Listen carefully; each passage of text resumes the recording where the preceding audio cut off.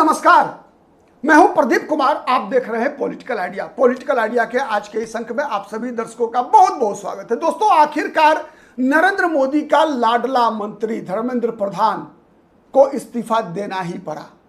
नरेंद्र मोदी के सरकार में शिक्षा मंत्री धर्मेंद्र प्रधान का इस्तीफा हो चुका है। दोस्तों, धर्मेंद्र प्रधान नरेंद्र मोदी की सरकार में वो मंत्री है दोस्तों जो नरेंद्र मोदी जिस दिन से प्रधानमंत्री बने 2014 में, तब से लेकर आज तक लगातार धर्मेंद्र प्रधान नरेंद्र मोदी की सरकार में मंत्री रहे। धर्मेंद्र प्रधान को मिलाकर मात्र 7 ऐसे नेता हैं दोस्तों जिनमें राजनाथ सिंह, नितिन गडकरी, निर्मला सीतारमण जैसे चेहरे हैं, उन चेहरों में शामिल हैं धर्मेंद्र प्रधान। तो आप अनुमान लगा सकते हैं दोस्तों कि धर्मेंद्र प्रधान मंत्री के रूप में नरेंद्र मोदी के लिए कितने महत्वपूर्ण थे। दोस्तों, जब धर्मेंद्र प्रधान का इस्तीफा हो गया है तो धर्मेंद्र प्रधान के इस्तीफे के साथ पूरे देश भर में राजनीति के विश्लेषक इस बात की चर्चा कर रहे हैं कि आखिर यह नरेंद्र मोदी के सरकार की रणनीति है, नरेंद्र मोदी के सरकार का ने सरेंडर कर दिया है। नरेंद्र मोदी का धर्मेंद्र प्रधान से इस्तीफा दिलवाना क्या मास्टर स्ट्रोक है या नरेंद्र मोदी की सरकार का सरेंडर हो गया है? आखिर जीता कौन? नीट की तैयारी करने वाले वो छात्र जो नीट की परीक्षा में हुई गड़बड़ियों, पेपर लीक से प्रभावित थे, क्या यह उनकी जीत है धर्मेंद्र प्रधान का इस्तीफा, या फिर धर्मेंद्र प्रधान का इस्तीफा देश के विपक्षी राजनीतिक दलों की जीत है? ऐसे कई सवाल हैं दोस्तों, और उन सवाल का जवाब आज इस वीडियो में ढूंढने का प्रयास करेंगे। बने रहिए पॉलिटिकल आइडिया के साथ, बने रहिए, देखिए पूरा वीडियो और फिर उसके अनुसार आप अपना कमेंट जरूर कीजिएगा।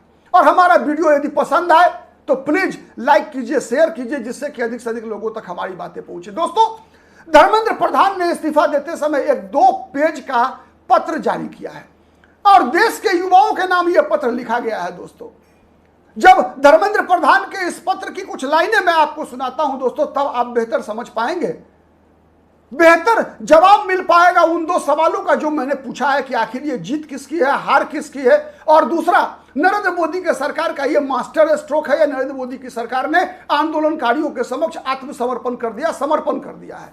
नरेंद्र मोदी की सरकार की हार है ये, नरेंद्र मोदी के सरकार के गाल पे ये बड़ा थप्पड़ है। ऐसे कई सवालों का जवाब दोस्तों मिलेगा तब जब सबसे पहले आप धर्मेंद्र प्रधान के उस पत्र का मजमून समझिए।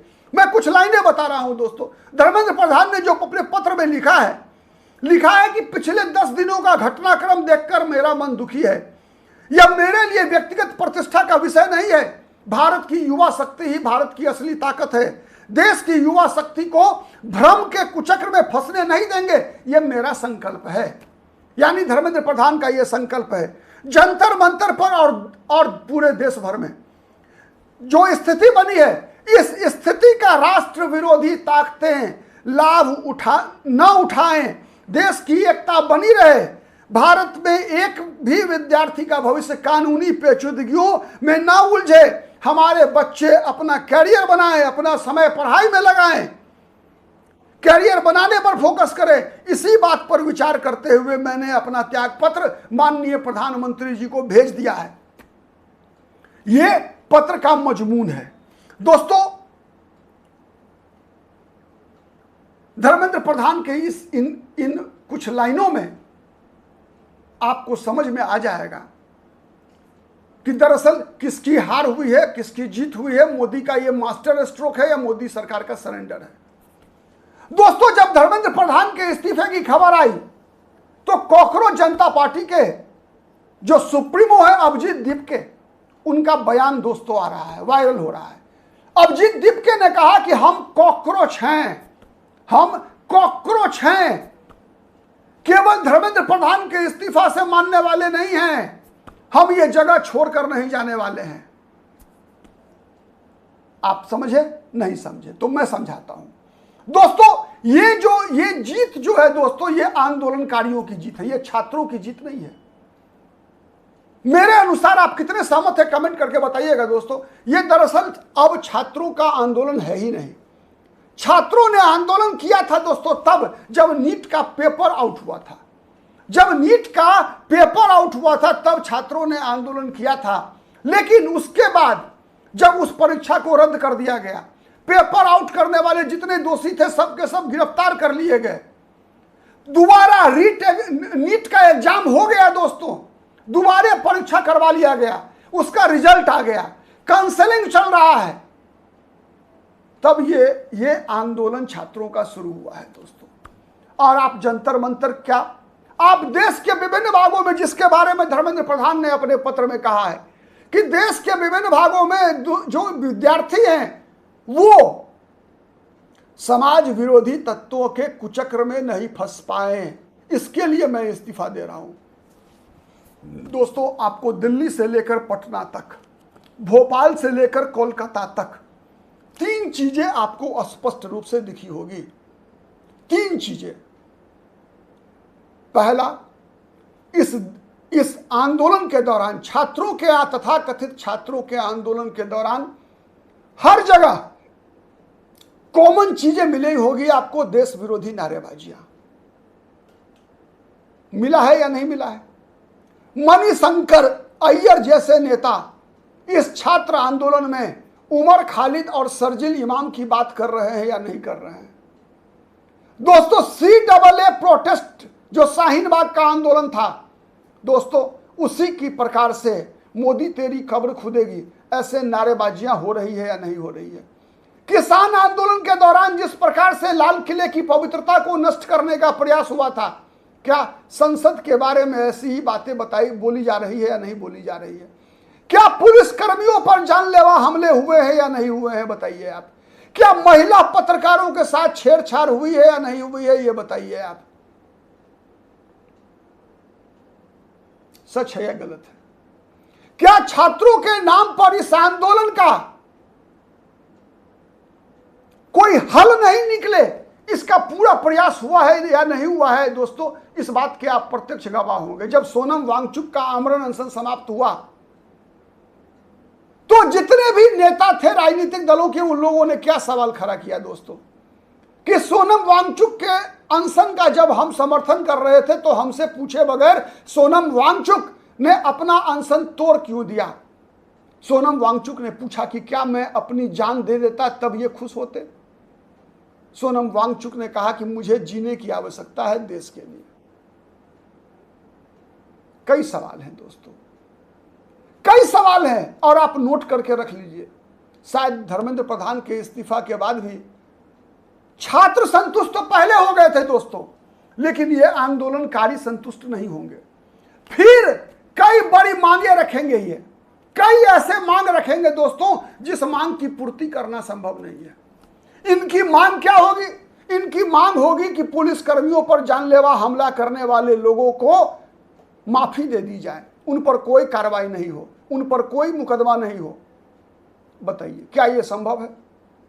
अगर ऐसा होता है दोस्तों, तो पुलिसकर्मी पर हमला करने वाले लोग, सार्वजनिक संपत्ति को आगजनी की भेंट चढ़ाने वाले लोग, देश विरोधी बयान देने वाले लोग, देश के दुश्मनों का महिमा मंडन करने वाले लोग, चिकन नेक को काट देने वाले शर्जील इमाम की बात करने वाले लोग इस देश के छात्र हैं क्या? कौन है ये? सामने से तो दिख रहा है, सामने से तो दिख रहा है ना कि ये उन लोगों की जीत हो गई, धर्मेंद्र प्रधान का इस्तीफा देना। धर्मेंद्र प्रधान ने तो परीक्षा की पवित्रता के लिए हर वो प्रयास किया था, हर वो प्रयास किया। आप बताइए कि परीक्षाओं का पेपर आज से नहीं, लगभग 60 के दशक से ही आउट होता रहा है, अलग अलग परीक्षाओं की, कभी मेडिकल की, कभी इंजीनियरिंग की, कभी SSC का, कभी बैंकिंग का, कभी रेलवे का, कभी इंजीनियरिंग का होता रहा है या नहीं होता रहा है? कभी 10th बोर्ड का पेपर आउट होता रहा है, कभी 12th का आउट होता रहा है। सच है या गलत है? अलग अलग राज्यों में, चाहे सरकारें किसी भी पार्टी की रहे, केंद्र में चाहे सरकार कांग्रेस की रही हो, चाहे भारतीय जनता पार्टी की रही हो, हर सरकार के दौर में ऐसी घटनाएं घटी है या नहीं घटी है? कितनी बार देश के शिक्षा मंत्री का इस्तीफा हुआ है? चलिए मान लेते हैं कि जब जगो तभी सवेरा, इस बार छात्रों ने तय कर लिया कि सहेंगे नहीं,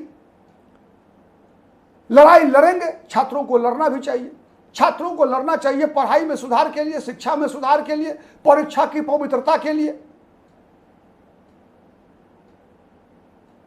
या छात्र गोदी मीडिया, मोदी मीडिया ऐसे नामों पर महिला पत्रकारों का चीरहरण करेंगे क्या?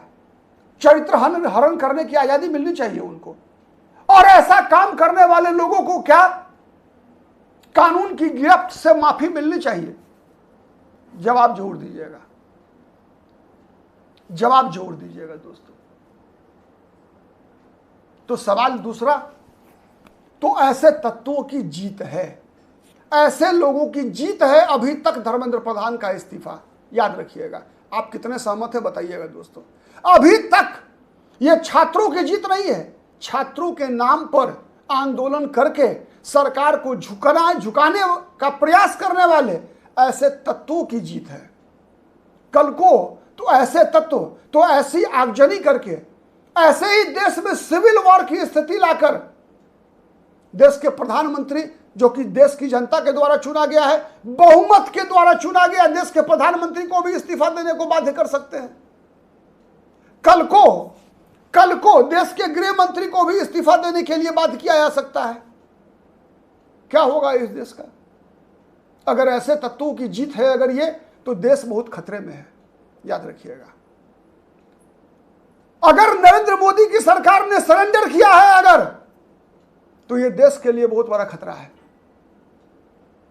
ऐसी सरकार को देश की गद्दी पर रहने का कोई हक नहीं है। आप कितना सहमत है बताइएगा। यदि नरेंद्र मोदी की सरकार ने सरेंडर किया है मित्रों, तो नरेंद्र मोदी को देश का प्रधानमंत्री बने रहने का कोई हक नहीं है। धर्मेंद्र प्रधान को नहीं बल्कि नरेंद्र मोदी को इस्तीफा दे देना चाहिए। आप कितने सहमत हैं बताइएगा कमेंट करके। और यदि ये मास्टर स्ट्रोक है नरेंद्र मोदी की सरकार का कि धर्मेंद्र प्रधान का इस्तीफा लेकर पूरे देश की जनता को यह दिखा देना कि देखिए हम जनता के समक्ष झुकते भी हैं। जनता ने मांग किया, छात्रों ने मांग किया, हम छात्रों के हित में, छात्रों की पढ़ाई बाधित नहीं हो, छात्र किसी परेशानी में नहीं फंसे, इस देश की छात्र शक्ति, इस देश की युवा शक्ति जैसे शब्दों का इस्तेमाल किया है धर्मेंद्र प्रधान ने, उसके समक्ष हमारा अहंकार कुछ नहीं है। नरेंद्र मोदी की सरकार कई बार झुक चुकी है दोस्तों, याद कीजिएगा। चाहे वो भूमि अधिग्रहण कानून का मामला हो, चाहे वो 3 कृषि कानून का मामला हो, चाहे अभी मामला हो, सरकार झुकी है। लोकतंत्र में सरकार को झुकना भी चाहिए, गलत नहीं है। लेकिन लोकतंत्र में सरकार कब झुकती है? जनता के समक्ष झुकनी चाहिए। देश विरोधी तत्वों के सामने सरकार का झुकना देश के लिए खतरनाक है। उन ताकतों के समक्ष झुकना देश की सरकार के लिए, देश की सरकार का झुकना देश के लिए खतरनाक है दोस्तों। जिनको चंदा देने की बात अमेरिका में, कनाडा में बैठा हुआ कोई पन्नू $10 लाख चंदा भेजने की बात करता है। जिस आंदोलन को प्रमोट करने के लिए पाकिस्तान में बैठे 400 से ज्यादा हैंडलर लगातार प्रयासरत होते हैं, जिस आंदोलन के समर्थन में बांग्लादेश में खुशियां मनाई जाती है, ऐसे तत्वों के समक्ष यदि नरेंद्र मोदी की सरकार ने सरेंडर किया है दोस्तों, तो नरेंद्र मोदी को इस्तीफा देना चाहिए। धर्मेंद्र प्रधान का इस्तीफा काफी नहीं है। इसका मतलब है कि देश की चुनौतियों से लड़ने में नरेंद्र मोदी सक्षम नहीं है।